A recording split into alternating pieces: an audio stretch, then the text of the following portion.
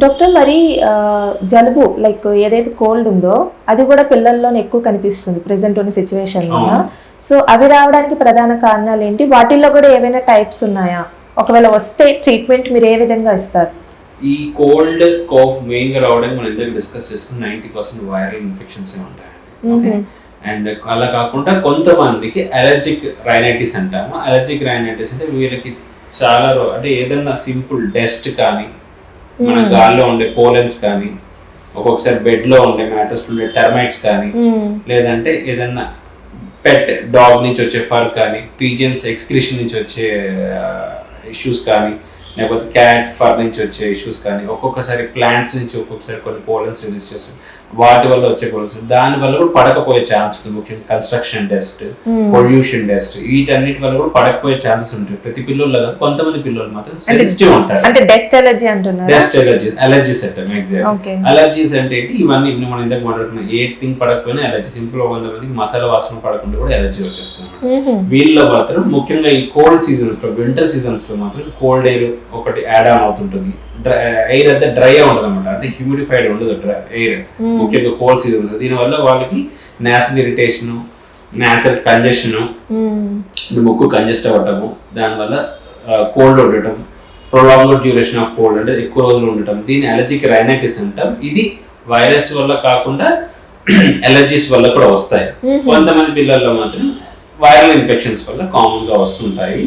కొంతమంది పిల్లలు మాత్రం ఏమంటారు వేరే అండర్లైయింగ్ ఇన్ఫెక్షన్స్, బ్యాక్టీరియల్ ఇన్ఫెక్షన్ లాంటివి ఉన్నా కూడా మనకు వచ్చేస్తుంటాయి. వీటికి ట్రీట్మెంట్ ఎట్లా ఉంటుంది డాక్టర్? వీటిలో 2 టైప్స్ ఆఫ్ కోల్డ్స్ ఉంటాయి. ఒకటి బ్లాకింగ్ నోస్, ఒకటి రన్నింగ్ నోస్ అంటాం. రన్నింగ్ నోస్ అంటే ఫ్లమ్ అనేది మనకి ముక్కు నుంచి కారుతుంటే కనుక రన్నింగ్ నోస్ అంటాం. బ్లాక్ నోస్ అంటే ముక్కు కంజెస్ట్ అయిపోయి బ్లాక్ అయిపోతుంది, బ్లాక్ నోస్ అంటాము. వీటికి మనకి ఓవర్ ద కౌంటర్ కానీ డాక్టర్ ప్రిస్క్రైబ్ చేసే యాంటీ హిస్టమైన్ సిరప్స్ అనేవి ఉంటాయి మనకి. అలా కాకుండా ముక్కు బ్లాక్ అవుతే నాసల్ డ్రాప్స్ అనేవి వేస్తుంటారు మనకి. నార్మల్గా సెలైన్ నాసల్ డ్రాప్స్ కానీ, కొన్ని ఆక్సిమెటాజిలిన్ నాసల్ డ్రాప్స్ కానీ ఉంటాయి మనకి. అవి వేస్తే కొంచెం ముక్కు క్లియర్, దాంతోపాటు స్టీమ్ ఆవిరి పట్టించుకోవడం అనేది చేసుకోవచ్చు. అంతేగాని వీటిలో యాంటీబయాటిక్స్ యూస్ చేయాల్సిన అవసరం లేదు. నార్మల్ ట్రీట్మెంట్ తీసుకుంటే సరిపోతుంది. ఓకే. మరి డాక్టర్ ఇప్పుడు ఇప్పుడు మనకి కాఫ్ వచ్చినా లేదు కోల్డ్ వచ్చినా ఫస్ట్ ఏదో ఒక సిమ్టమ్సే మన బాడీకి అటాక్ అవుతుంది. సో తర్వాత ఆటోమేటిక్గా ఫస్ట్ మనకు కోల్డ్ వస్తే తర్వాత కాఫ్ అనేది వస్తుంది, తర్వాత ఫీవర్ వస్తుంది, తర్వాత హెడేక్ వస్తుంది. ఇట్లాగా అసలు వీటన్నిటికీ కనెక్షన్ ఏంటి డాక్టర్? ఒక వైరస్ అనేది మనకి బాడీలో ఎంటర్ అయింది అనుకోండి, ఫర్ ఎగ్జాంపుల్ ఒక ఫ్లూ ఇన్ఫెక్షన్ వచ్చింది అనుకోండి, ఏదైనా వైరస్ వైరస్ అనేవి మన ఐస్ ని ఎఫెక్ట్ చేస్తాయి, నోస్ ని ఎఫెక్ట్ చేస్తుంది, థ్రోట్ ని ఎఫెక్ట్ చేస్తుంది, లంగ్స్ ని ఎఫెక్ట్ చేస్తుంది, ఒక్కొక్కసారి మన స్టమక్ ని, పేగుల్ని కూడా ఎఫెక్ట్ చేస్తుంది. వైరస్ అనేవి మన బాడీలో ఎక్కడైనా ఎఫెక్ట్ అవ్వచ్చు అనమాట. సో మల్టీ సిస్టమిక్ ఎఫెక్ట్స్ ఉంటాయి ఈ వైరల్ ఇన్ఫెక్షన్స్ లో.